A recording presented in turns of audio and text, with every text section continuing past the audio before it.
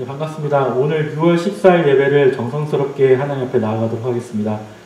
네, 우리의 신앙을 다 같이 사도신경으로 고백하도록 하겠습니다.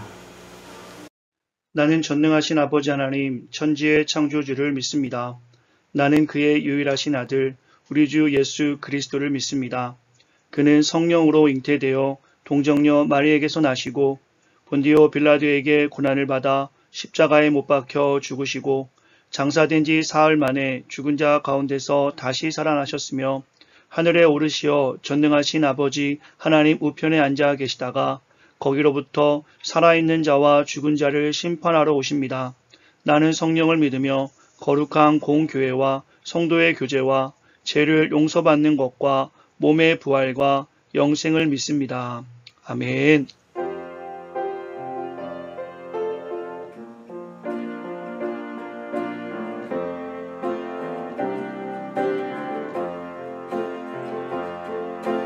죄짐 맡은 우리 구주 어찌 좋은 친군지 걱정 근심 무거운지 우리 주께 맡기세 주께 고함 없는 고로 복을 받지 못하네 사람들이 어찌하여 아뢰 주를 모를까 시험 걱정 모든 괴로 없는 사람 누군가 부질없이 낙심 말고 기도 드려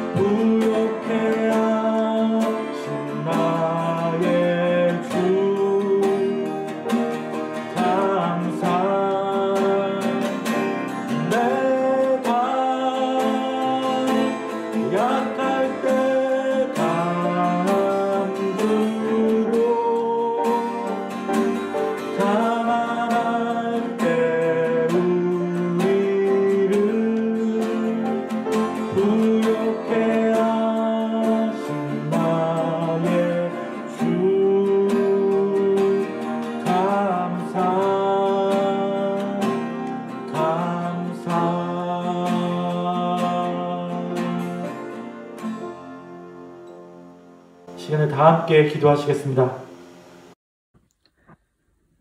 사랑의 하나님, 어려운 상황 속에서도 하나님을 찬양하고 예수를 나의 주, 나의 하나님으로 고백하며 예배할 수 있게 해주셔서 감사합니다.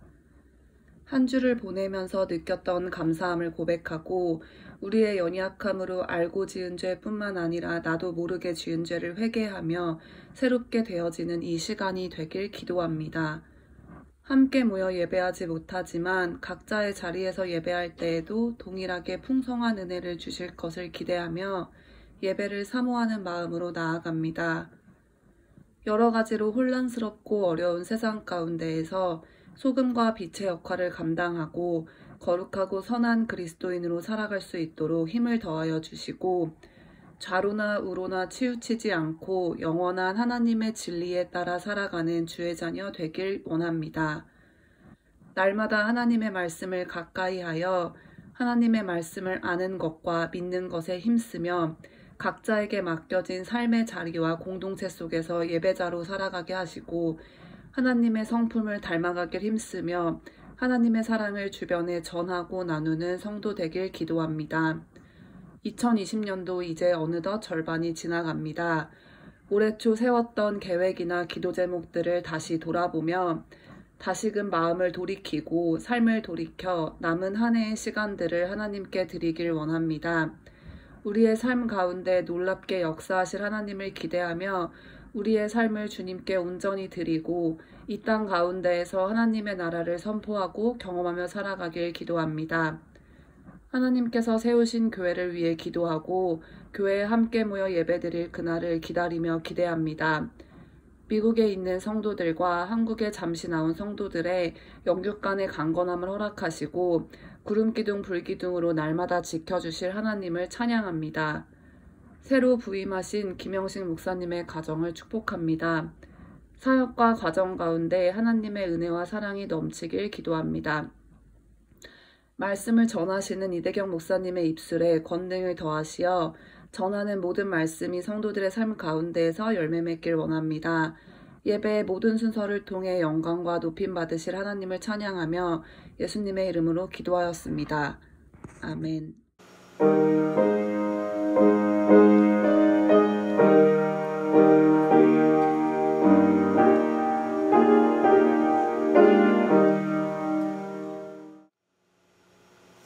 우리 살아계신 하나님 한 번 더 찬양하도록 하겠습니다. 찬송가 214장 함께 찬양하겠습니다. 찬송가 214장입니다.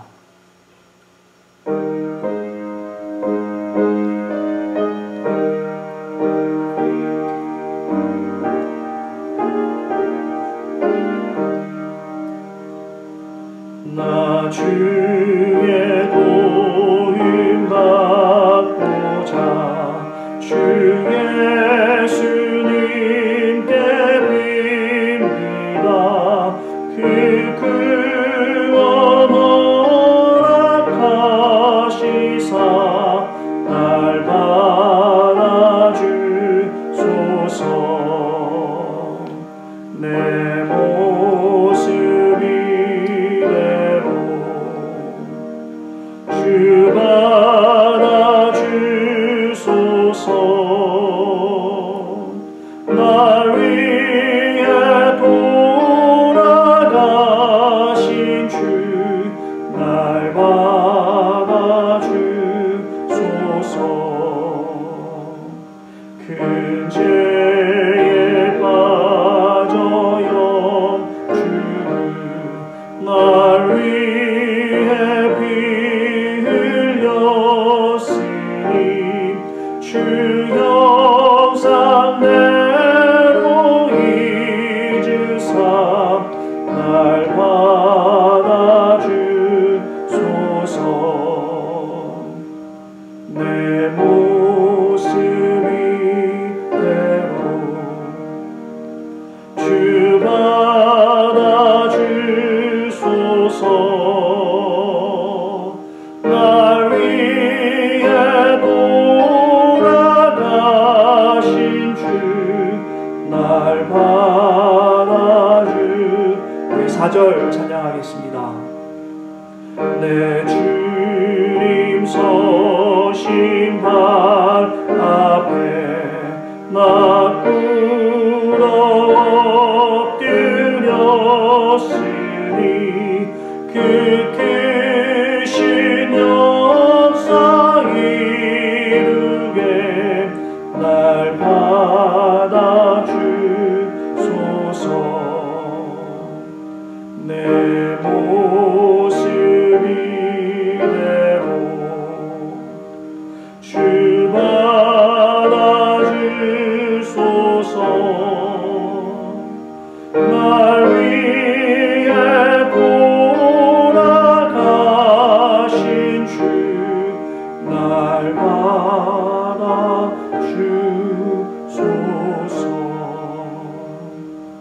아멘.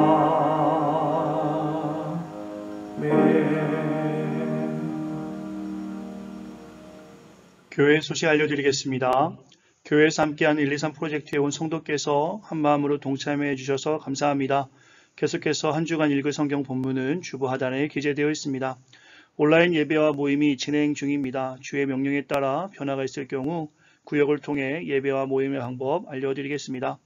계속해서 로마서 강해를 잠시 멈추고 주연처럼 빛난 조연이라는 말씀의 큰 주제로 설교합니다. 그 은혜의 시간 되시기 바랍니다.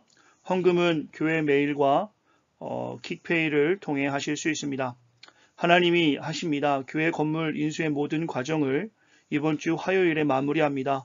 인수위원과 모든 성도님들께 함께 동참해 주셔서 하나님의 귀한 역사가 있었습니다. 참 감사합니다.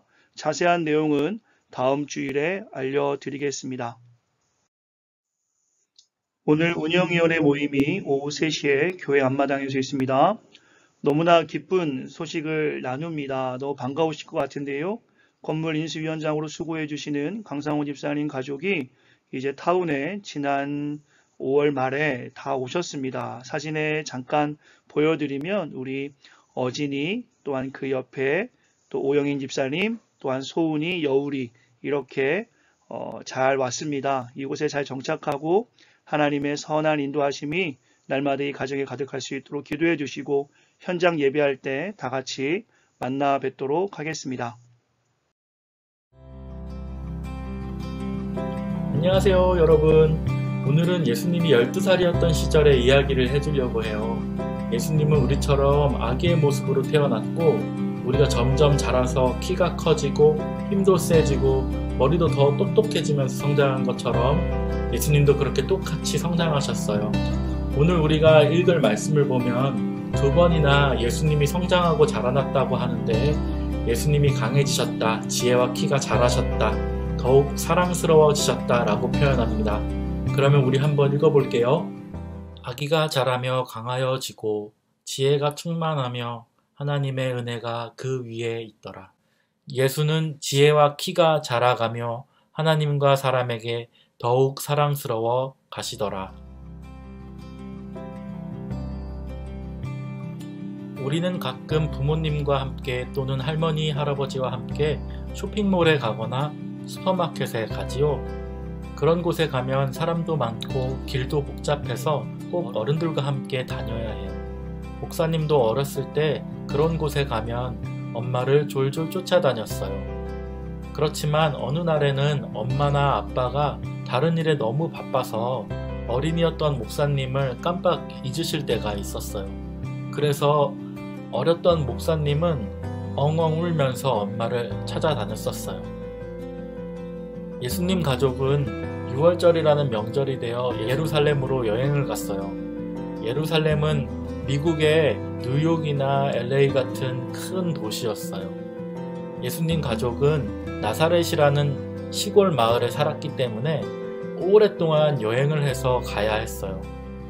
오늘 이야기는 예수님 가족이 명절을 예루살렘에서 다 보내고 마지막 날 다시 집이 있는 나사렛으로 돌아갈 때 있었던 일이에요. 마리아와 요셉은 예수님이 당연히 함께 여행하던 친척들과 있는 줄 알고 예루살렘에서 나사렛으로 길을 떠났어요.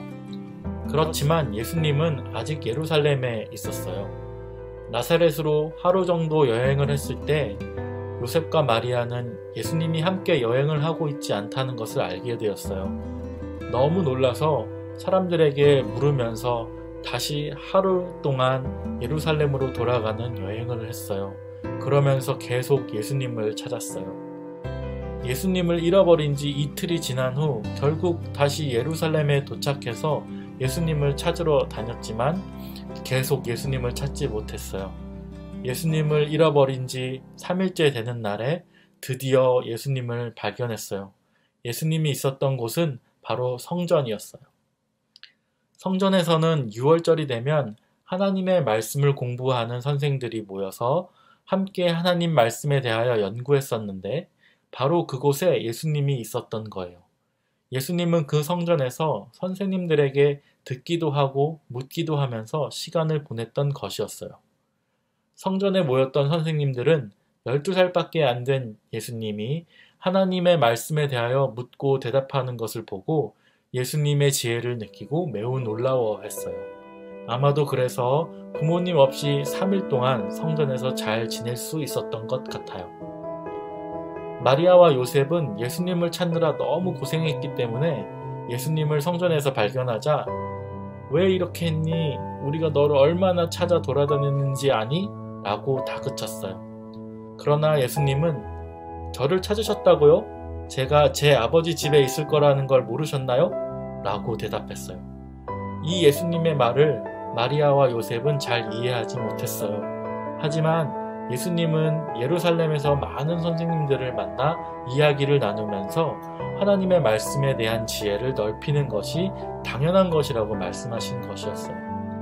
예수님께서는 나중에 하나님의 말씀을 가르치는 선생님이 되셔야 했기 때문이에요. 나중에 예수님은 하늘에 올라가시기 전에 마지막으로 우리에게 하신 말씀이 가서 모든 족속으로 제자를 삼으라 라는 것이었어요. 예수님이 하나님의 말씀을 열심히 공부하고 선생님이 되어 가르쳐 주신 것처럼 우리도 하나님의 말씀을 공부해서 사람들에게 가르쳐 주어야 해요.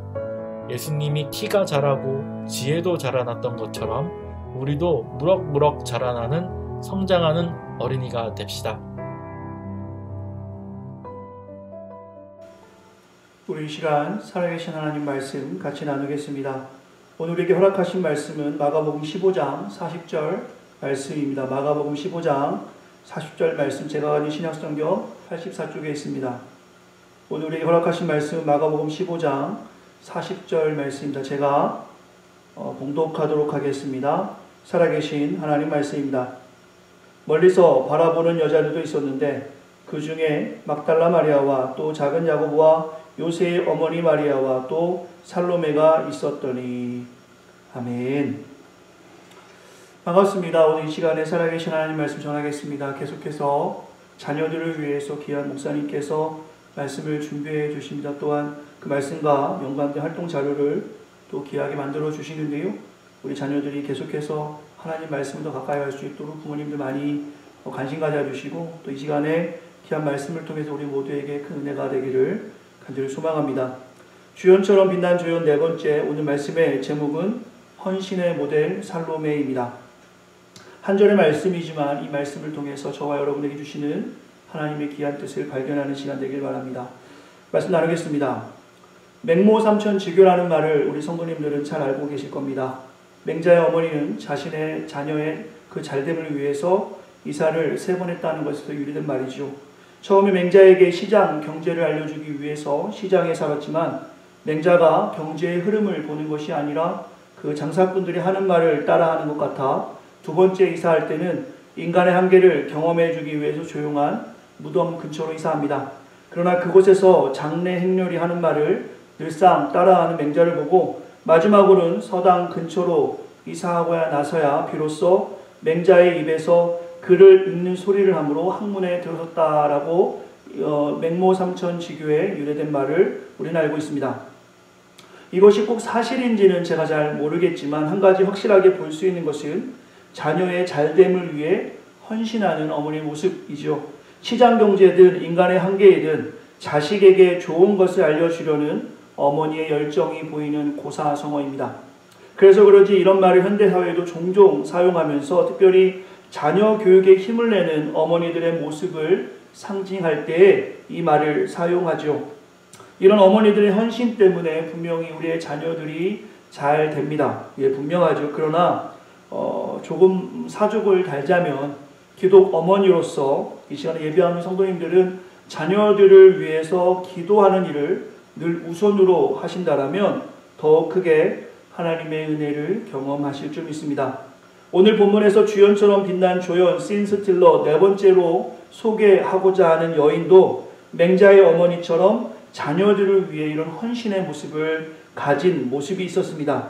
그러나 자식을 위한 헌신이 얼마 되었을지 모르지만 예수님을 위한 헌신으로 바뀜을 우리가 주목하기 원합니다. 오늘 이 모습을 사랑하는 성도들과 같이 나누고자 합니다. 주연처럼 빛난 조연 네 번째, 오늘 본문에 나누는 살로메는 지난 세 번의 인물과는 다르게 성경에 이름이 기록되어져 있는 사람이에요. 살로메가 누구냐 하면 바로 예수님의 제자인 야고보와 요한의 어머니입니다. 살로메라는 사람을 소개할 때 가장 먼저 성경의 기록을 살펴보면 그녀가 자식의 잘됨을 바라는 장면을 성경에서 고스란히 보여줍니다. 오늘 본문은 아니지만 마태복음 20장 20절에서 21절에 보시면요. 제가 읽어드리겠습니다. 그때 세베대의 아들의 어머니가 그 아들들을 데리고 예수께 와서 절하며 무엇을 구하니 예수께서 이르시되 무엇을 원하느냐 이르되 나의 이 두 아들을 주의 나라에서 하나는 주의 우편에 하나는 주의 좌편에 앉게 명하소서. 오늘 본문을 제가 여러분과 깊이 나누기 전에 오늘 본문에 소개하는 주연처럼 빛난 조연 네 번째죠. 헌신의 모델 살로메의 모습을 본다면 사실 오늘 본문은 지금 잠시 읽어드린 마태복음 본문은 다소 의문이 가는 모습입니다. 그저 성경에 기록된 살로메의 모습은 예수님을 위한 헌신의 모습은 볼 수 없고 오히려 자식의 잘됨을 바라는 여느 부모와 다르지 않는 모습이죠. 왜 제가 이렇게 말씀을 드리냐면 지금 살로메가 등장한 이 마태복음 20장에서는 예수님이 아주 중요한 말씀을 하고 난 후였습니다. 그 앞절인 마태복음 20장 18절부터 19절을 보시면 살로메가 생각보다 헌신적이지 않다라는 느낌이 들 말씀을 우리는 보게 되는데요. 마태복음 20장 18절 19절 제가 읽어드리겠습니다. 주님 말씀하시는 겁니다. 보라 우리가 예루살렘으로 올라가노니 인자가 대제사장들과 서기관들에게 넘겨짐에 그들이 죽이기로 결의하고 이방인들에게 넘겨주어 그를 조롱하며 채찍질하며 십자가에 못 박히게 할 것이나 제3일에 살아나니라. 지금 이 살로메의 어머니가 살로메의 자식들의 어떤 권력을 요청하는 그 자리는 사실 예수님께서 제자들에게 자신이 받을 고난과 고통을 말씀하는 자리였습니다. 그러나 그 이야기를 듣던 야고보와 요한의 어머니인 오늘 살로메는 오늘 본문에서 이러한 심각한 이야기를 하고 있는 중에 예수님의 고통을 경험하는 것이 아니라 오히려 자식의 잘됨만을 구하는 여느 사람과 다르지 않는 어미의 모습을 보여주고 있습니다. 저는 오늘 이러한 모습을 비난하고 싶지는 않습니다. 예수님께 헌신된 여인이라는 주제로 말씀을 나누는데 이 모습이 다소 거리가 있는 모습처럼 느껴지기 때문입니다. 자식 잘되는 것 싫은 부모 어디 있겠으며 자식의 잘됨을 위해서 이런 요청의 기회가 있다면 이 요청을 안 할 부모가 어디 있겠습니까? 그러나 이 살로메의 모습, 요 마태복음 20장의 모습만 본다면 그리고 오늘 말씀을 마무리한다면 오늘 말씀의 제목인 헌신의 여인 살로메라는 제목과는 부합되지 않는 장면처럼 보이게 됩니다. 그래서 오늘 말씀이 은혜가 됩니다. 오늘 말씀 우리에게 큰 도전이 될 것입니다. 오늘 본문의 살로메는 우리가 같이 잠깐 살폈던 마태복음 20장의 말씀처럼 우리가 가진 약함과 전혀 다르지 않은 모습을 그대로 가지고 있습니다. 무언가 대단해서 그가 헌신의 여인이 된 것이 아니라 그는 우리와 같은 성정을 가진 우리와 전혀 다르지 않는 모습을 가지고 있었다라는 것이죠. 그저 이 땅에서 잘되고 성공하는 삶 혹은 더 나아가 자식의 잘됨을 위해서라면 주님의 십자가의 고통보다는 자식들의 안위를 바라는 연약한 인간의 모습을 고스란히 볼 수 있습니다. 그러나 이러한 모습을 가진 여인의 전체의 삶을 오늘 여러분과 제가 조명해 볼 때에 큰 은혜가 됩니다. 우리와 전혀 다를 것이 없는 이 여인, 인간의 모습을 고스란히 보여주는 이 여인이 사실 오늘 본문에 우리가 묵상하게 하면 마지막까지 주님을 따라가는 헌신의 여인으로 우리는 보게 됩니다. 이것이 오늘 우리에게 큰 은혜와 도전이 될 것입니다. 말씀을 살펴보겠습니다. 오늘 소개하는 살로메는 성경의 많은 부분이 혹은 많은 분량이 기록된 인물은 아니에요. 그러나 오늘 주연처럼 빛난 조연으로 볼 때에 분명히 우리의 신앙에 기감이 되는 모습을 보여줍니다. 저는 이것을 오늘 성도들과 나누고 싶어요. 비록 우리와 같은 모습을 보여주었지만 결론적으로 말씀을 나눈다라면 예수님의 사랑을 경험한 살로메는 자신의 눈에 넣어도 아프지 않을 두 아들인 야고보와 요한을 결국에는 주님을 위해 헌신하게 하고 그녀 또한 그녀 전체의 삶도 그렇게 성경에 기록되어져 있어요. 좀 더 살펴보겠습니다.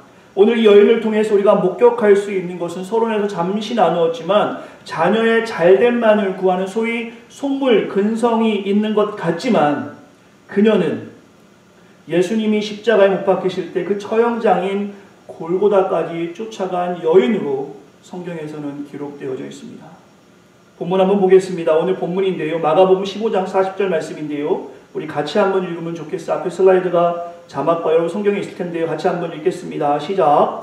멀리서 바라보는 여자들도 있었는데 그 중에 막달라 마리아와 또 작은 야고보와 요새의 어머니 마리아와 또 살로메가 있었더니 당시의 여성들의 지위는 매우 낮았습니다. 그리고 이 상황은 매우 무서운 상황이 됩니다. 서슬이 펄은 무서운 상황에서 예수님을 끝까지 쫓는 이 여인을 한번 묵상해 본다면 오늘 본문의 제목인 헌신의 여인 살로메를 우리가 볼 수 있어요. 무리는 다 예수님을 죽이려 했습니다. 우리가 지난주에 예수님 옆에 있던 한 죄수를 묵상하며 그 무리에 대해서 잠시 나눈 적이 있는데 모든 무리는 다 예수님을 죽이려 하였습니다. 그 무리에 속하지 않은 이 살로메, 그가 예수님을 따라가는 모습은 분명히 헌신된 모습으로 우리는 볼 수 있죠. 마가복음을 조금 보시겠습니다. 이 여인에 대해서 좀 묵상해 보면 살로메는 처음 결혼할 때는 예수님을 잘 알지 못했던 것 같습니다. 세베대라는 사람과 결혼하고 두 아들인 야고보와 요한을 낳지요. 그리고 AD 27년경 두 아들을 주님께서 제자로 부르십니다. 마가복음 1장 19절부터 20절에 그 자녀들을 부르시는 장면을 볼 수 있는데요. 제가 읽어드리겠습니다. 조금 더 가시다가 세베대의 아들 야고보와 그 형제 요한을 보시니 그들도 배에 있어 그물을 겠는데 곧 부르시니 그 아버지 세베대를 품꾼들과 함께 배에 버려두고 예수님을 따라가니라. 이 장면을 보시면 야고보와 요한이 아버지인 세베대와 물고기를 낚다가 예수님의 부르심에 그대로 따라가는 장면을 성경에서 기록하고 있습니다. 여기서 우리가 영적 상상력을 성경에 근거해서 한번 해보도록 하겠습니다. 혹시 우리 성도님 중에 고깃배를 타보신 분이 계실까 모르겠어요. 아마 안 계실 것 같은데요. 저도 잘 몰라서 영상을 몇 개 찾아봤는데요. 그 어떤 일이든 마찬가지지만 노동의 강도를 볼 때에 물고기 잡는 일, 그 고깃배 타는 일이 노동의 강도가 아주 심하다고 합니다. 일의 강도가 심하기 때문에, 노동의 강도가 세기 때문에 사실 한 사람이라도 더 있으면 도움이 되는 거죠. 근데 세베대는 하루아침에 자기를 돕는 건장한 두 아들을 잃어버리게 됩니다. 지나가다가 어떤 사람이 두 아들을 부르니까 그 두 아들이 그 사람을 따라가는 거예요. 아버지인 세베대는 어떤 생각이 들었을까? 성경에 기록되어진 않습니다. 그러나 제가 이 말씀을 묵상하며 상상해 보니까 서운했을 것 같아요. 일이 지금 많은데, 힘든데, 지금 한 명이라도 도와줘야지 일을 할 수 있는데 건장한 두 아들이 아버지를 떠나는 장면. 평생 정성스럽게 키운 자녀들이 부모님을 떠나가게 되는 장면을 성경에서 보여주죠. 근데 제가 이 본문을 묵상하면서 그 아버지인 세베대는 조금 서운하지 않았을까라는 생각을 하면서도 어머니인 살로메는 오히려 잘됐다라는 생각을 할 수 있을 것 같다라는 생각이 들었어요. 어디서 그런 생각을 했냐면요. 조금 전에 제가 잠시 소개했지만 마가복음 15장에서 예수님께 요청했던 것처럼 자신의 아들들이 예수님의 위에 앉게 해달라는 어떤 계획을 살로메는 가지고 있던 것이 아닌가. 그 기생충의 유명한 대사죠. 살로메에게도 계획이 다 있었구나라는 생각이 들 정도로 그 장면에선 저는 그렇게 보여지더라고요. 영적 상상력이기에 이것이 살로메에 대한 성경적 해석이다라고 말할 수 없지만 예수님께서 죽음을 말씀하시는 그 자리에서 자신의 아들들의 권력을 요구하는 살로메의 모습을 본다면 충분히 상상할 수 있는 장면이 아닐까 생각합니다. 그러나 제가 이 장면에 주목하는 것이 아니라 우리와 전혀 다르지 않은 그녀의 모습이지만 분명히 어느 순간 그녀의 모습이 바뀌었습니다. 저는 이것을 좀 보고 싶어요. 어느 순간인지 모릅니다. 성경에는 정확하게 기록되지 않기 때문에 말입니다. 그러나 살로메는 하나님이신 예수님을 본 것입니다. 로마 황제와 같이 정치 지도자, 우리를 해방시켜줄 예수님이 아니라 이 땅을 다스리고 영원한 생명을 주시는 구원자이신 예수님을 살로메는 발견한 것이죠. 그동안 우리가 함께 나눴던 씬스틸러들을 기억해보면 좋겠어요. 예수님과 십자가에 달린 제수가 예수님을 보며 그 순간에 변하여 예수님 앞에서 신실하게 고백을 했던 것처럼 태어나면서부터 평생 앞못 보던 자가 예수님을 구세주로 고백했던 것처럼 이름도 모르는 간수가 모든 것을 잃어버리는 그 순간에 부르심의 복음을 경험했던 것처럼 오늘 본문의 살로메 또한 그 어느 순간에 정치적 지도자가 아니라 이 땅에 영원한 생명을 주시는 하나님이신 예수님을 발견한 것입니다. 특히 오늘 본문 마가복음에 보시면 많은 사람들이 예수님을 떠났어도 아시겠지만 예루살렘에 예수님이 입성하실 때 종려나무까지를 흔들며 호산나를 외쳤던 수많은 사람들이 예수님이 정치적 지도자가 아니라는 사실에 그들의 그 손에 들었던 종려나무를 버리고 돌멩이를 들었을 때 오히려 살로메는 주님을 따라가며 헌신의 모습을 성경에서 조명해 줌으로써 분명한 변화를 오늘 본문에 나누고자 하는 주연처럼 빛난 조연 살로메는 경험한 것입니다. 이전에 육신의 안위를 취하던 모습에서 이제는 영의 세계를 경험하고 예수님의 죽음을 따라가는 그녀의 모습을 우리는 주목해 보아야 합니다. 오늘 본문에 보시면 예수님이 십자가에 못 박히기 전 많은 사람들에게 조롱을 받으십니다. 이 장면은 지난주에도 제가 나누었습니다. 그때 수많은 사람들이 예수님을 희롱합니다. 조롱합니다. 예수님 얼굴에 침을 뱉고 예수님에게 듣지 못할, 할 수 없는 많은 욕들을 하며 예수님을 비방할 때 그 예수님을 바라보며 조용히 눈물을 흘리며 따라가는 살로메를 포함한 몇 명의 여인들이 있었습니다. 끝까지 그 연약한 예수님의 모습을 바라보면서 예수님께 실망하는 것이 아니라 오히려 예수님을 바라보며 눈물을 흘렸던 그 여인들의 헌신의 삶을 오늘 성경에서는 길지 않지만 분명하고 명확하게 우리에게 말씀해 주고 있죠. 십자가에서 고난당하시는 주님, 그 주님을 바라보며 한없이 울었을 그 여인들과 살로메를 이 시간에 생각해 봅니다. 여기서 끝이 아니에요.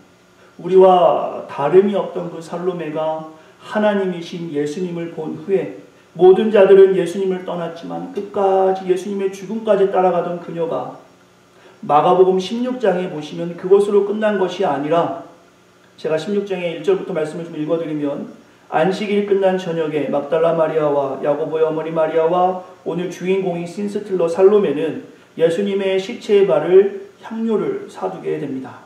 그리고 안식일 다음날 동틀 무렵에 그들은 무덤에 가면서 이렇게 이야기를 하죠. 예수님을 끝까지 지키려 하는 모습입니다. 무덤 입구에 막아둔 돌을 누가 돌려주지? 사실 이들은 예수님의 마지막을 함께한 여인들로서 끝까지 예수님과 함께하고자 하는 모습을 보여주지요. 그러면서 그 막아둔 돌을 치워야 예수님께 향료를 바를 수 있는데 하면서 끝까지 주님을 위해 헌신하는 모습을 성경에서 보여줍니다. 그때입니다. 마가복음 16장 4절에 보시면 눈을 들어 본즉 벌써 돌이 굴러져 있는데 그 돌이 심히 크더라. 저는 이 장면을 묵상하면서 주님이 앞서 일하신다. 주님의 일에 염려할 필요가 없음을 우리는 알게 됩니다. 주님을 위해 살아갈 때 먼저 그 나라와 의를 구하는 일, 주님을 위해 하는 그 일은 주님이 그 일이 될 수 있게끔 먼저 일하신 오늘 본문에서 이 살로메와 여인들이 예수님께 그 향유를 바르기 위해서 가며 걱정하던 그 일에 주님께서 미리 그 돌을 굴려놓으심을 우리는 보게 되죠. 그러나 더 큰 일을 주님께서는 하셨습니다. 무엇입니까? 우리가 알듯이 이미 예수님께서는 무덤에서 다시 살아나신 것이죠. 큰 돌이 굴려져 있었고 흰옷 입은 한 청년이 있었습니다. 그가 예수님의 부활을 알려주지요. 살로메는 한 천사를 통해서 예수님의 부활 소식을 가장 먼저 듣게 된 여인이었습니다. 그가 예수님의 죽음을 따라가지 아니하고 예수님의 무덤을 찾아가지 않았더라면 부활의 소식을 들을 수 없었을 것입니다. 살로메는 끝까지 예수님을 믿고 헌신의 마음을 가지고 그 자리에 있는 것이죠. 그때 가장 먼저 부활의 소식을 듣는 여인이 됩니다. 누가복음 24장에 보시면 동일한 장면이 기록되어져 있는데요. 가장 먼저 사도들에게 예수님의 부활을 알린 여인도 살로메입니다. 이 장면을 우리가 생각해 보면 좋겠어요. 헐레와 벌떡을 데리고 합쳐서 헐레벌떡. 자신의 자녀인 요한과 야고보를 포함하여 제자들에게 이렇게 말했을 것입니다. 한번 생각해 보세요. 조금 상상력을 우리가 동원해 보았으면 좋겠어요. 영적인 상상력 말입니다. 예수님이 살아나셨다. 예수님이 살아나셨다. 정말 말씀대로 예수님이 살아나셨어. 얘들아, 예수님의 제자들 보세요. 예수님이 살아나셨습니다. 정말 기쁘지 않았을까요? 살로메 자신은 처음에 예수님을 이 땅의 정치 지도자인 줄 알았지만 예수님을 구원자로 깨달은 후 구원을 주시는 메시아임을 알고 그는 헌신하여 예수님을 따릅니다. 그의 두 아들도 예수님을 위해 살아가죠. 그러나 예수님이 죽으셨을 때 아마 모든 것을 잃은 듯한 심정이 아니었을까. 그러나 오늘 성경 말씀을 보시면 예수님이 말씀대로 다시 살아나심을 제일 먼저 목격하고 부활하신 예수님, 예수님의 살아나심을 그 전하는 그 심정, 우리가 부활주일에 매번 하는 찬양이 있습니다. 저도 좋아하는 찬양인데요. 사셨네, 사셨네, 예수 다시 사셨네.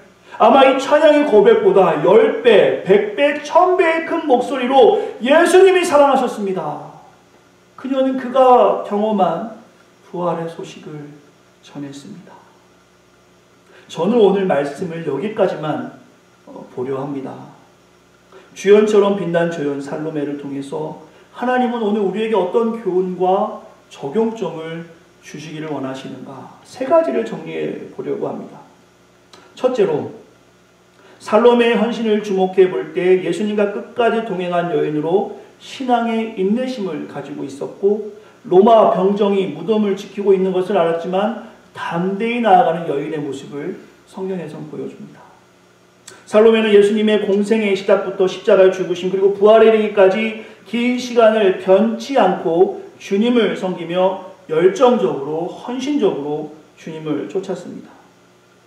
이는 우리가 어떠한 태도로 살아가야 하는지 그리스도인으로서 이 땅에 어떻게 살아가야 하는지에 대해서 분명하게 제시해 주는 모습이죠.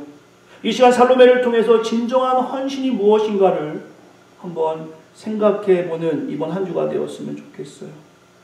어떠한 감당할 수 없는 환경과 역경이 닥쳐오더라도 변하지 아니하고 우리를 위해 죽기까지 사랑해 주신 예수님을 생각하며 끝까지 열정적으로 주님을 따라간 살로메의 삶을 오늘 우리가 배우기를 원합니다. 둘째로는 살로메를 통해서 예수님의 부활에 증인된 삶을 산 모습입니다. 이것이 오늘 헌신의 여인 살로메를 통해서 배울 수 있는 하나님의 뜻이에요. 우리는 오늘 이 헌신의 살로메와 마찬가지로 예수님의 부활을 목격하였습니다.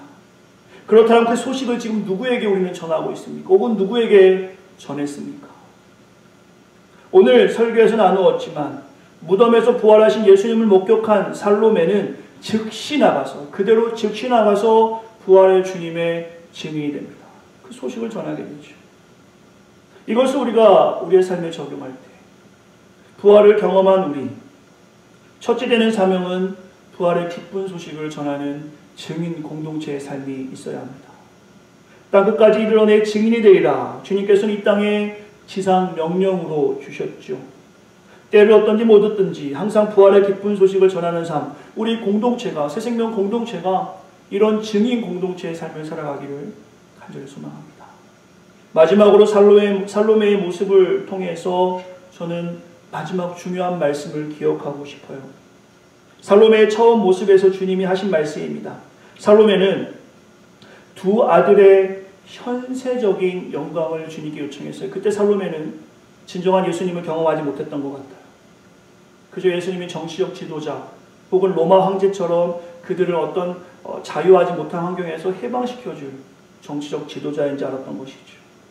그때 주님께서는 살로메에게 사랑하는 말투로 이렇게 하셨을 것입니다. 이렇게 말씀하시죠. 너희 중에 누구든지 으뜸이 되고자 하는 자는 너희 종이 되어야 하리라. 이 말씀의 의미를 조금 깊이 묵상해 본다면 먼저 섬기는 모습이 선행되어야 함을 주님께서는 말씀하십니다. 예수님께서는 친히 당신의 삶을 통해서 섬김의 모범을 보여주셨지요. 우리는 살로메의 처음 모습처럼 영광의 자리를 구하는 모습이 아니라 그 전에 먼저 그리스도의 형상을 닮아 그리스도의 성품을 가지고 겸손히 섬기는 모습을 갖춰야 함을 이 장면을 통해서 우리는 배우게 됩니다. 이것은 우리뿐만 아니라 우리의 자녀들을 위해서도 그렇게 기도해야 하는 것이죠. 이런 모습을 먼저 보여줄 때 우리 자녀들 또한 이 기독 공동체가 예수님을 증거할 수 있는 것입니다. 주연처럼 빛난 조연 살로메를 통해서 세 가지의 가르침을 배워봅니다. 신앙의 인내심, 부활의 참 증인, 그리고 으뜸이 되고자 하는 것이 아니라 섬김의 모습을 살아가는 것. 진정한 헌신에 대한 의미를 이 시간에 같이 살펴보는 것이죠. 목회자로 조금 진지한 이야기로 오늘 말씀을 마무리하려 합니다. 우리는 언젠가 하나님 앞에 섭니다. 그 언젠가는 아무도 모르죠. 지난 1월 말이었던 것 같아요. 미국의 유명한 농구 선수 코비 브라이언트가 헬기 사고로 죽었습니다. 뛰어난 실력으로 농구판을 좌지우지했던 농구 선수가 이렇게 빨리 죽을 거라고는 누구도 생각하지 못했어요. 평생 운동만 하다가 은퇴한 지 얼마 되지 않는 시점이었죠. 그 참혹한 승부의 세계에서 승패를 늘상 경험하기 때문에 늘 긴장 속에서 평생을 산 그 사람. 이제 은퇴 후에는 긴장을 좀 늦추고 가족들과 좋은 시간을 보내려고 했을 그때 한껏 기대감을 가지고 있는 그 일상의 삶을 추구하던 42살의 코비 브라이언트가 헬기 사고로 죽은 것입니다. 정말 많은 사람들이 아쉬워하고 슬퍼했어요. 우리는 잊고 살지만 인생은 수증기와 같다라는 한 현인의 말을 기억해봅니다. 잠시 우리는 이 땅에 머물지만 헛되고 헛되다라는 성경 말씀에서 알고 있듯이 우리의 인생에서 이룬 업적들은 사실 죽음 앞에는 아무 의미가 없습니다. 그러나 꼭 한 가지 기억해야 할 것이 있죠. 하나님이 나를 어떻게 생각하실까? 우리의 삶이 언제 끝날지 아무도 모릅니다. 어떤 사람은 지금 가지고 있는 소유가 너무 많아서 이 삶의 끝이 오지 않기를 바라며 진시 황제처럼 꿈을 꾸는 사람도 있겠지만 어떤 사람은 오히려 이 삶이 너무 고통스러워서 고통의 시간을 보내는 것이 너무 힘들어 하루가 빨리 끝났으면 좋겠다라고 하나님의 한량없는 위로가 필요한 사람들도 있습니다. 그러나 분명한 것은 히브리서 9장 27절의 말씀처럼 죽음의 시간은 모두에게 정해져 있고 그 후에 심판이 있습니다. 지속되는 코로나19의 상황에서 우리 성도님들이 심신이 지칠까 많이 걱정이 됩니다. 사람의 육신도 영혼도 지치게 되면 모든 일이 귀찮아지게 되죠. 삶의 의미와 활력도 약화되기 마련입니다. 저는 이럴 때일수록 하나님이 나를 어떻게 생각하실까? 하나님이 나를 어떻게 기억하실까? 라는 질문을 가지고 신앙의 기본과 삶의 기초를 다시 돌아보시기를 부탁드립니다. 십자가 앞에서 우리를 사랑하셔서 죽음의 피를 흘리시면서까지 끝까지 우리를 품으신 주님의 사랑을 기억하시면서 그 주님의 사랑을 바라보며 그 소중한 사랑을 받은 사람이 그 하나님의 사랑을 경험한 것이 우리라는 사실을 기억하시고 그 사실 앞에서 오늘 본문에서 다룬 주연처럼 빛난 조연 헌신의 여인 살로메처럼 끝까지 주님을 따라가며 기독인의 정체성과 자신의 소중함을 발견했던 그 여인이죠.